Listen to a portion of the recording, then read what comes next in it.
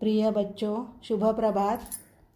गिरिधर नागर के 2 भागों का स्पष्टीकरण हमने पहले देखा है। अभी हम तीसरा विभाग देखते हैं। देखिए पन्ना क्रमांक 24। फागुन के दिन 4 होरी खेल मना रे, बिन करताल पखावज बाजई, अणहद की झनकार रे। देखो मीराबाई क्या कहती है। देखो फागुन यानी फाल्गुन महीना। तुम्हें मालूम है कि मराठी महीने चैत्र वैशाख वगैरह, उसमें फाल्गुन यानी फागुन महीना अंतिम महीना है। हाँ, और इस महीने का प्रमुख उत्सव है होलिकोत्सव, होली का त्यौहार। कि जैसे ही होली का त्यौहार आता है हम देखते हैं कि दुकानों में रंग बिरंगी पिचकारियाँ दिखाई देती है, गुब्बारे बेचने के लिए रखे जाते हैं वगैरह, और उल्लास उत्साह का वातावरण होता है सभी जगह। तो लोग खुशी से होली का त्यौहार मनाते हैं और एक दूसरों को रंग से सजाते हैं। तो मीराबाई क्या कहती है कि फाल्गुन का होली का त्यौहार अभी आ रहा है और बिन करताल पखावज बाजे, पखावज एक वाद्य है संगीत का, और करताल यानी हथेली। तो वे कहती है कि वाद्य की झनकार आ रही है। झनकार यानी आवाज़, जैसे कि हमारे पैर में अगर पैंजन है तो, या बारिश के दिनों में जुगनू जो होते हैं, उनकी ये कीड़े होते हैं, उनकी आवाज़ आती है, उसको झनकार कहते हैं। तो वैसे ही वे कहती है बिना किसी वाद्य अभी आवाज़ आने वाली है, मतलब मन की आवाज़, कि वे बहुत उत्सुक हो गई है भगवान श्री कृष्ण को मिलने के लिए। उनको अपेक्षा है कि अभी होली के त्यौहार में वे भगवान श्री कृष्ण से जरूर मिलेंगे।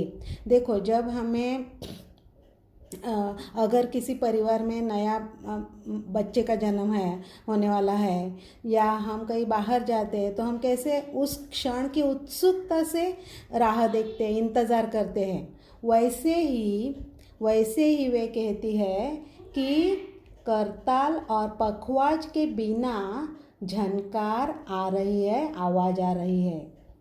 बिन सुर राग 36 गावय, रोम रोम रणकार रे, सील संतोख की केसर घोली, प्रेम प्रीत पिचकार रे। वे क्या कहती है कि बिना सुर ये शब्द संगीत से जुड़ा हुआ है, राग सुर ये शब्द संगीत से जुड़े हुए हैं। तो वे कहती है कि रोम रोम, मतलब जैसे कि हमें बहुत खुशी होती है ना, तब हमारा रोम रोम पुलकित होता है। ऐसा एक रोम रोम पुलकित होना एक मुहावरा है। मतलब क्या है कि बहुत खुशी होना। हाँ, जब हम मतलब क्या, जो आनंद का क्षण है, खुशी का क्षण है, वह हम तन मन से मनाते हैं। हाँ, तन मन सब भी हमारा खुशी से भर जाता है, आनंदित हो जाता है, और उसको ही कहते हैं रोम रोम पुलकित होना। तो वे कहती है कि बिना सुर ताल उनका रोम रोम पुलकित हो गया है। सील संतोख की केसर घोली, वे क्या कहती है। देखो सील यानी शील, कैरेक्टर जिसको कहते हैं, अच्छा स्वभाव, और संतोख यानी संतोष की केसर घोली। केसर तुम्हें मालूम है, फूलों के जो पराग होते हैं, और ये उसको केसर कहते हैं, और ये केसर बहुत ही कीमती होता है। तो वे कहती है कि संतोष यानी समाधान, और उनका सील यानी शील यानी अच्छा स्वभाव, ये घोल कर, उसको मिलाकर वे प्रेम प्रीत पिचकारी, मतलब प्रेम की पिचकारी मालूम है तुम्हें कि तुम रंगों का पानी बनाती हो और उसको पिचकारी में डालकर एक दूसरे पर छोटे बच्चे भी उड़ाते हैं। तो ये मीराबाई कहती है कि वे प्रेम रूपी पिचकारी से खेलेंगी भगवान श्री कृष्ण के साथ। उड़त गुलाल लाल भयो अंबर, बरसत रंग अपार रे। देखो तुम्हें मालूम है गणेशोत्सव, जब गणेश जी का विसर्जन होता है, तब सब जगह गुलाल उड़ाया जाता है। गुलाल ये एक लाल रंग की की पाउडर होती है। और मतलब जब खुशी होती है तब ये लाल रंग उड़ाया जाता है। अंबर, अंबर यानी आसमान। और तब मतलब बहुत खुशी का वातावरण होता है।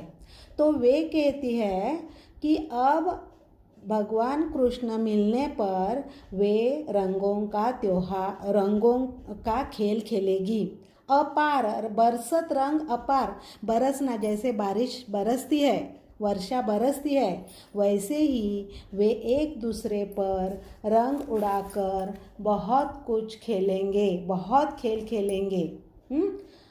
घट के पट सब खोल दिए हैं, लोक लाज सब डार रे, मीरा के प्रभु गिरिधर नागर, चरण क्यावल बलिहार रे। वे क्या कहती है कि अभी उन्होंने सब लाज छोड़ दी है, मतलब कौन क्या कहेगा उससे उनको कुछ मतलब नहीं है। खाली उनको एक बात की खुशी हो रही है कि वे अभी भगवान कृष्ण को मिलने वाली है। वे भाव विभोर हो गई है, मतलब क्या कि वे सब कुछ छोड़कर, सब कुछ भूलकर सिर्फ कृष्ण भगवान को मिलने के लिए उत्सुक हो गई है। उन्होंने लोक लज्जा छोड़ दी है, लोग क्या कहेंगे इसकी परवाह नहीं। मतलब इसका मतलब कि वे कृष्ण भक्ति में डूब गई है। वे कहती है कि श्री कृष्ण ही मेरे गिरिधर नागर हैं।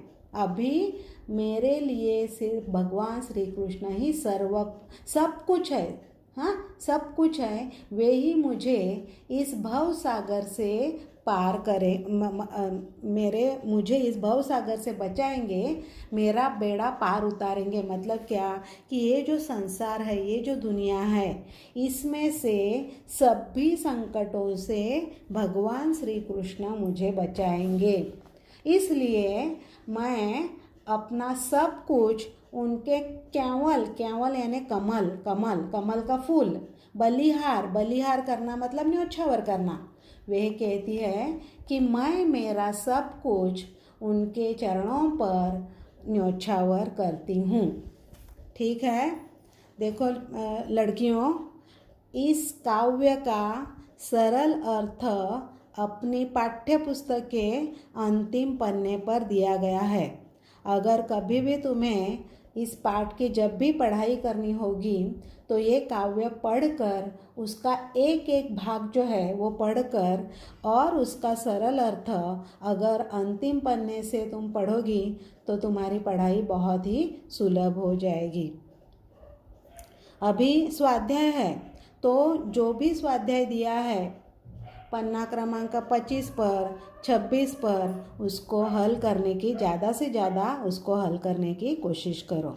और एक बात, मैं जो लेखन विभाग में, जो रचना विभाग में जो गृहपाठ देना चाहती हूँ उसको मैं अपने हिंदी के ग्रुप पर डालूँगी। वहाँ से देखकर अपनी कॉपी में ये निबंध लिखने हैं। जब पाठशाला चालू हो जाएगी तो ये निबंध की कॉपी उसको मार्क्स दिए जाएंगे। इसके लिए समय समय पर जो रचना विभाग में, लेखन विभाग में गृह कार्य दिया जाएगा उसे लिखते जाओ, और मार्क्स पाने के लिए, अंक पाने के लिए भी उसकी मदद होने वाली है। धन्यवाद।